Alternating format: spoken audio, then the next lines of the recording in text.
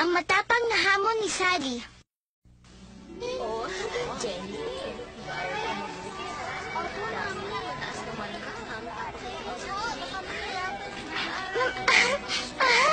Kakatuwa naman yung mga first year. Ganyan din ako nung bago pa lang ako dito.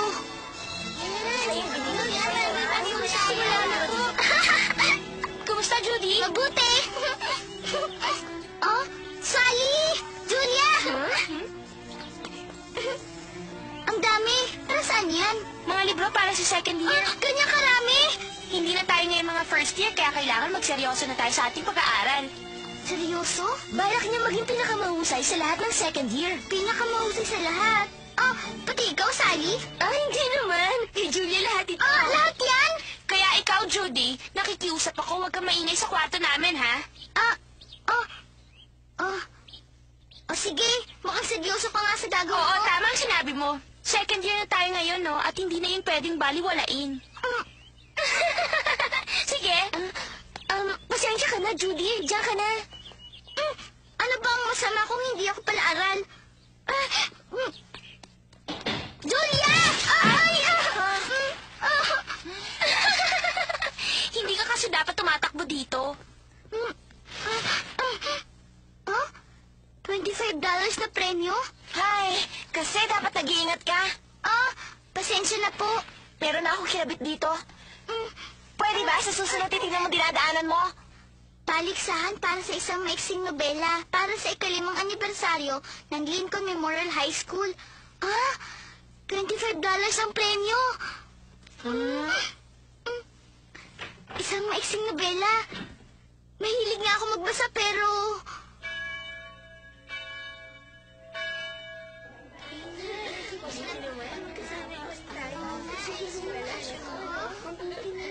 Sally, kinuwento ko na ba sa'yo na namimingwit ako doon sa ilog sa may farm? Hindi pa. Alam mo ba, ang ganda-ganda ng ilog. Ikwento mo naman yung tungkol sa Rock Willow. Kasi naman, ang ganda-ganda ng lugar na yun. Julia, pumunta ka doon para malaman mo. Hindi ko gustong pumunta sa probinsya. Huwag mong sabihin, tapos ka nang kumain. Mas makakapag-aral kang mabuti kapag konti lang ang kinain mo. Kapag marami kang kinain, hindi ito papasok sa isip mo. Alam niyo ba yon, ha? Ang hirap pala kapag nag-aaral kang mabuti. Pero Judy, ang mga babae ngayon ay kailangan mag-aral ng mabuti para naman matanggap ka ng ating komunidad ngayon. Hindi ka lang dapat galing sa mabuting pamilya. Kailangan makatapos ka rin ng kolehiyo kung ayaw mong mapaya ka sa iyong komunidad. Talaga? Ganun ba dapat yun? Teka, kung ganun papasok ko rin ang kolehiyo, Julia. Oo naman, Judy. Talaga? Ganyan din ang sinabi ng kapatid ko. Ang mga babae daw ngayon ay kailangan kumilos na mas malaya. Sinabi niya yan sa'yo? Jimmy ang pangalan niya. Sa Princeton nga siya mag-aaral ngayong taon na ito. Lagi niyan sinasabi na lagi akong kumilos na mayroong isang layunin. Naiintindihan ko kung ano ibig niya sabihin. Pero sana alam ko kung anong gusto kong gawin.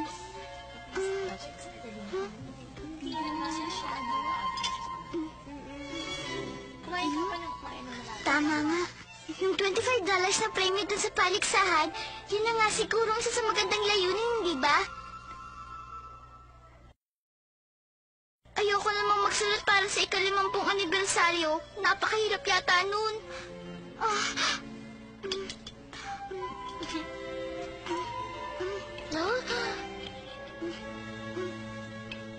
Anong nangyayari sa inyo? Wala ba sa inyong gustong maging isang kandidato? Ang miyembro ng Student Council ay naghihintay para sa inyong opinyon at ibibigay yon sa council. Yon ay magiging kakaibang paghamon sa inyong mga bata at masasali din kayo sa administration ng eskwelahan. Kung walang may gusto nun, kailangan meron kayong mairekomenda. Pwede dun si Julia, galing siya sa mabuting pamilya. Tama ka. Oo, tama. Pwede si Julia. Kung meron nga kayong napili, pwede na kayong magsalita ngayon. Ako, miss. Nire-recommenda ko po si Sally McBride. Ano? Bilang kaibigan po niya, alam po namin kung gaano kagaling si Sally. Hindi ba, Judy? Oo, tama. Napakagaling nga ito ni Sally. Pero hindi ko naman... At ang totoo, si Sally po ngayon ay gustong kumilos para sa kanyang layunin, para siya ay maging isang independent. Pero Julia, sinabi mo tayo hindi ba Sally? Ha? Oo. Napakagaling naman. Isang layunin para ikaw ay maging independent. Nakakatuwa naman ito, Sally. Pero...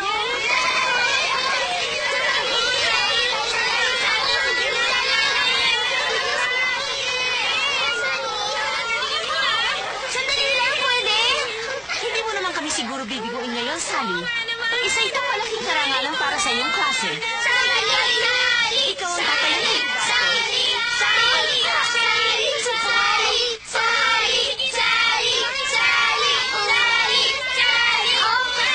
Sige po, miss. Susubukan ko po.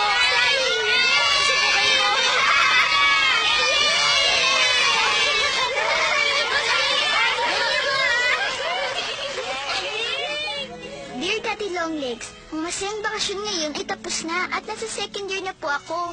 Ang lahat pong nasa paligid ko ay naging abala. Nag-aaral po ng mabuti si Julia dahil gusto niya maging matalino sa lahat ng second year at papasok siya sa kolehiyo. At si Sally naman po. Pakibukas naman itong pinto. Sandali!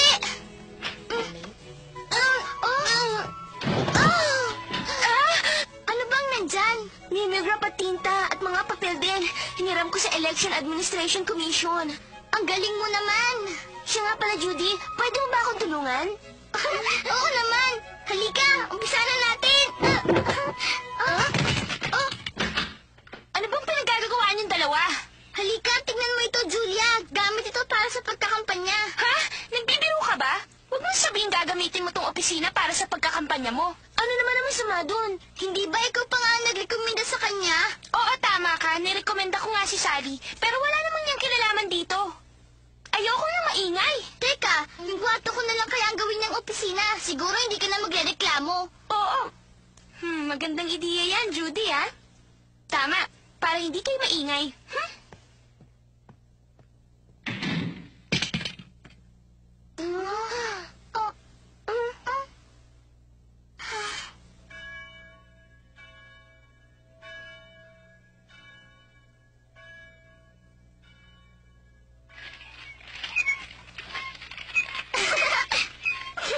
Hindi ba ang siya nito?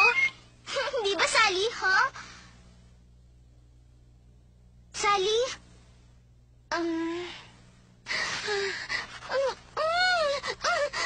Ay, naku. Ano ka ba, Sally? Magpahinga ka muna. Hindi pwede. Kailangan matapos ko na yung speech na ito ngayong gabi. Kailangan ko pa palang gumawa ng mga flyers. Huwag kang mag-alala, tutulungan kita. Teka, ang dapat na nakasulat... Hindi, huwag na. Ako na bahala, Judy. Ha? Ako nang bahala. Ako naman ang kasali dito eh. Kung akong tatanungin mo, pinilit ka lang naman at hindi ka kusang sumali. Pero tinanggap ko ito, kaya kailangan gawin ko makakaya ko. Natutuwa ako sa tulong mo, Judy. Pero ako ang dapat na gumawa nito.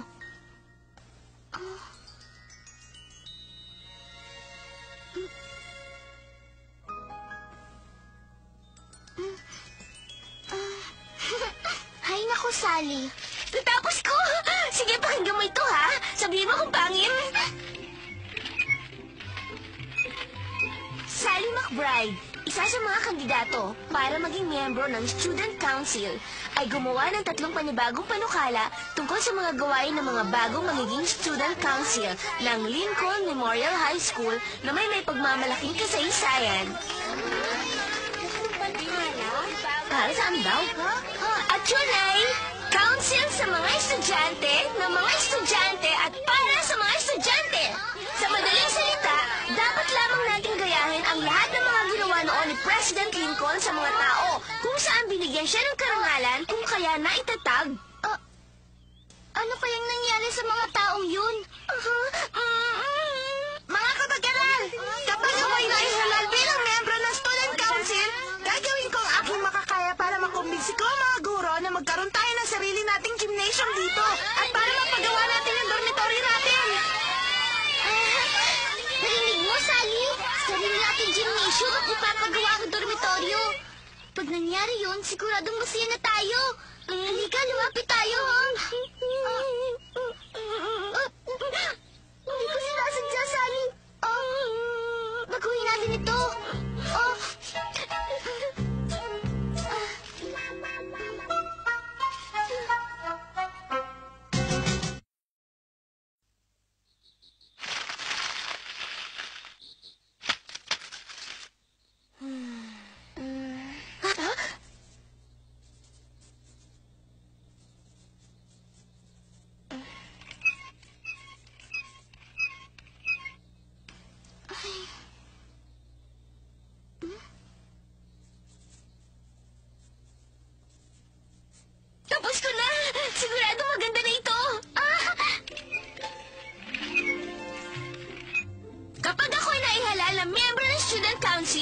Maglalagay ako ng suggestion box para malaman ng mga hinaing ng bawat estudyante at ipapakita ko ito sa ating council administration. Kaya dapat ay nagtutulungan tayong lahat.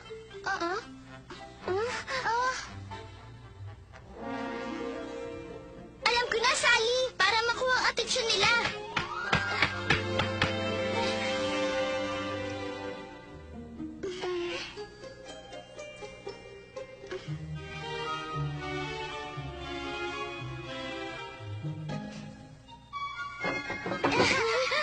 Isa, dalawa, isa, dalawa, isa, dalawa.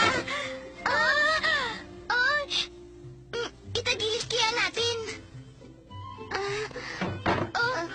Baklasin natin para mailabas. Ang paglalagay ng isang suggestion box ay magkakaroon tayong lahat dito ng pagkakataong sabihin sa ating administration kung ano mga hinaing natin. Ibig sabihin yan, magkakaroon na tayo ng lakas ng loob na maging malaya kung saan ito ang pinaka-importante sa lahat. Iboto ninyo Sally McBride! Iboto niyo si Sally McBride! Iboto niyo si Lucia Simpson! Ang iboto niyo lahat ay si Lucia Simpson! Yay!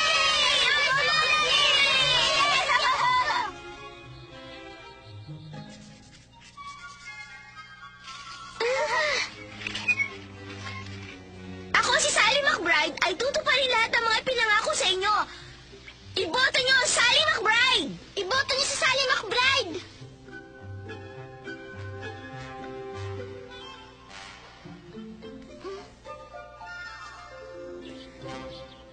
Sinisiguro ko sa inyo, hindi sasayangin ni Sally McBride ang mga boto ninyo. Iboto ninyo ang Sally McBride! Sigurado hindi kayo magsisisi.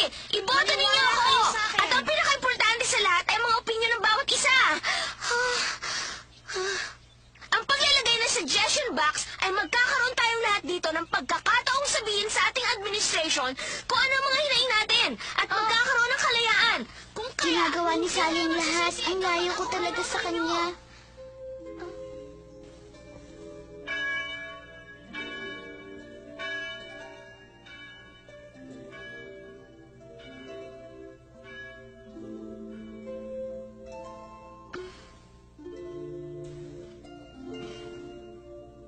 Ano problema mo, Judy? Wala naman ito, Sally. Hindi ba magkakasama-sama na kayo ng iba pang mga kandidato?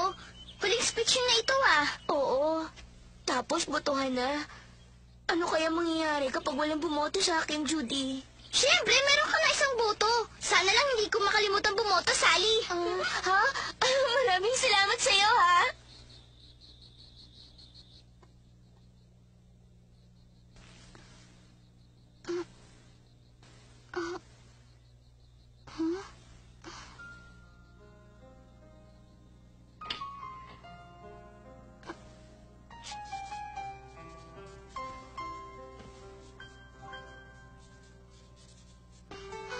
Na-istorbo ba kita?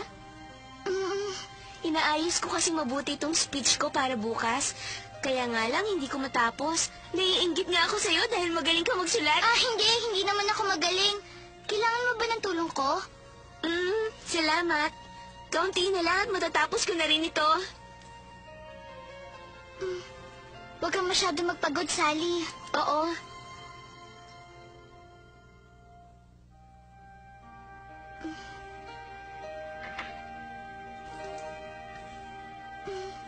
Wala akong masabi sa tiyaga mo, Sally. Ang pinaka-importante sa lahat, kailangan natin ng pangkalahatang patakaran na ang council ay nakatuon na Tulungan niyo po ako. Anong problema, Sally? Baka kasi hindi maganda yung speech ko. Inumagan na nga ako sa paggawa nito pero hindi pa rin maganda. Paano kung wala makinig sa akin? Paano na? Huwag kang mag-alala. Hindi pa naman ikaw ang huling magsasalita dito. Kaya hindi pa alis ang mga tao. Dinadamayan mo ba ako o ano? Hindi ba kalmado ka na ngayon, Sally? Sinabi mo pa. Ngayon, mga bata, ang susunod na magsasalita ay si Sally McBride. Ako yun! Galingan mo,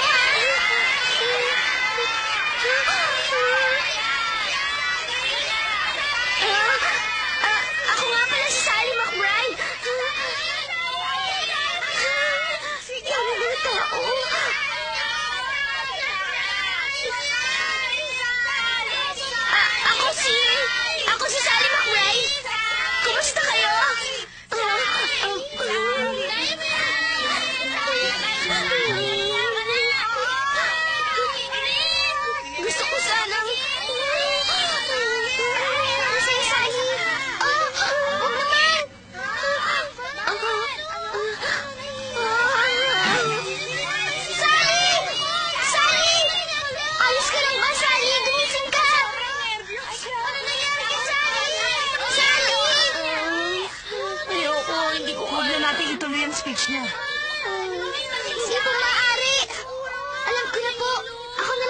tuloy nun. Ito, ano kayo nangyari sa akin? Kumusta? Kagaya nga na nakita nyo, sa kasamaang palad, hinimatay nga si Sally.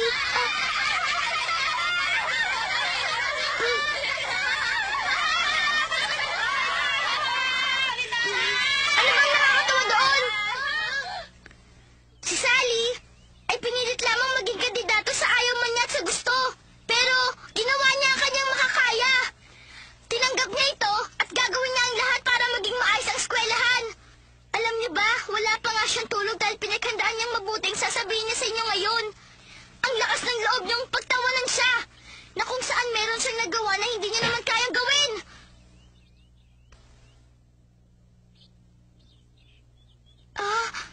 Pasensya na kayo. Gusto ko lang malaman niyo kung gaano kalaking hirap ang binuhos ni Sally sa pagiging kandidata niya. Siguro iniisip niyong lahat na hindi siya matatag dahil hinimatay siya sa ganitong okasyon. Pero si Sally na inakala kong mabait at tahimik lamang ay tinanggap ang hamon ng eleksyong ito ng masaya at buong puso. Kaya nga, hinahangaan ko siya. At gusto ko si Sally dahil sa kanyang mga ginawa. Bilib ako sa tapang ni Sally. At naniniwala ako na magiging magaling siya student council.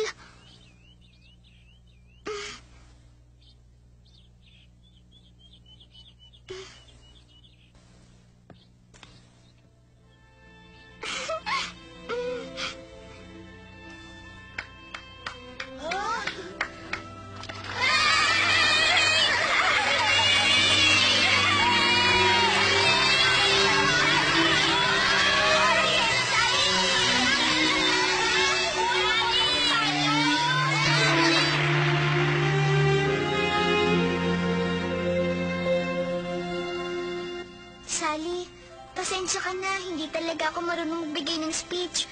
Ayos lang yun, Judy. Sa totoo lang, maganda ng pakiramdam ko ngayon. Hindi ko inaakala makakasali pa ako doon. Akala ko dahil sa nangyari, tatanggalin na nila ako. Ayos lang sa akin kahit matalo ako.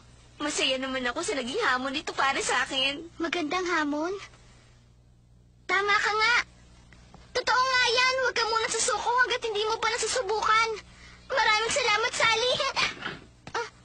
Teka, meron lang akong gagawin.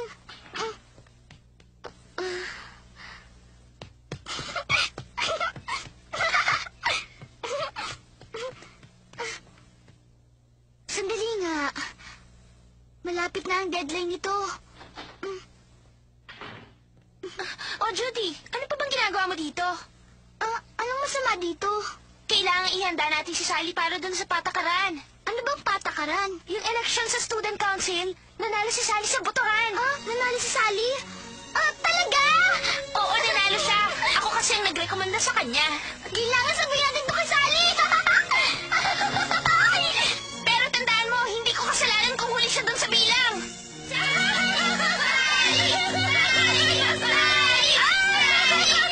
Dear Daddy Longlegs, miyembro na po si Sally ngayon ng student council.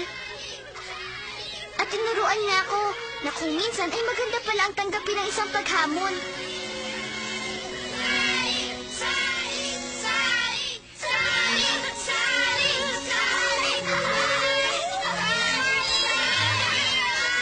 Sa palagay ko po, gusto ko rin subukan.